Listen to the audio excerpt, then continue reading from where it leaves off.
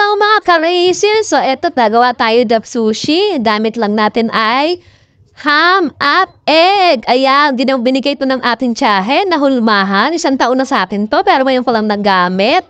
So ayan, dadamitin ko para try natin kung talagang effective siya. Kaso ang liliit ng aking seaweeds. Ayan, yan ay aming merienda lamang. Pero napakasarap ng aking ginawang yan. Ginamit ko yung hulmahan na yan. Try natin kung effective yan. Pero yan, nung nilabas ko, ayan, natanda durug-durug lang siya. Pero okay lang yan. Tamilap naman ang papain. Napakasarap niyan. Pero dadamit ko sa susunod ay yung seaweeds na mahahaba. Ayan. So, gusto nyo gumawa ng sushi. Napakadali lang. Magluto lang kayo ng ham tsaka ng egg. O, diba may merienda na kami? Ang sarap-sarap niyan. Sushi ham and, ano lang to, ham and egg sushi. Yes. So, ayan. Hello mga ka-Razel. Kain po tayo ng sushi ham with egg. Kain po tayo sa merienda.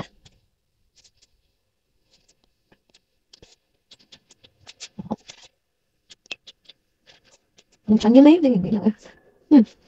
Huwag na. Huwag na rin ha. Dadungo pala no hain ko. Hindi, ito na siya. Alam mo yung na. Ito nila, ito sa atin. Gusto niyo pa eh. Alam ko na pa, kukunin na lang yung packet. Ayun. Ay, lalagyan niyo kayo ng dikit with barit bago. Ay, nadurog na po. Real na eh. Diyos me. Ayun, na naman ng gunting ko eh. Dapat yung ano eh. Wala na eh, oh. Diba? Ganito yan, ang ganda pag i-design. Yan. Kain po tayo. Kain po tayo mga ka-racers. Nagyan ang pag-i-design. Susi.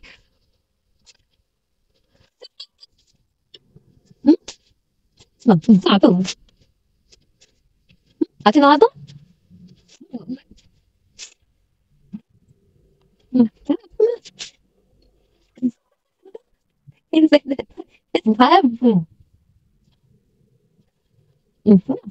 Ito gusto niya. Bakit lang? Ganda ko pag-design. Mag-design pa. Sarap na. Parang stansa din niya. Bibili ko kayo. Mahaba ka. Aw, may sila niya ko lang. Saya may kagsiya. Ano pa kahil? Lagi ko naman ganyan. Balala kayo. Hindi ba may maliit yan? Ito, inapakpakan mo ng Jessica. Oh, sarap na.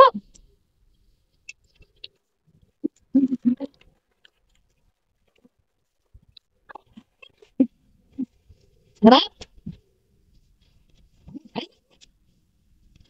Ay, thank you po.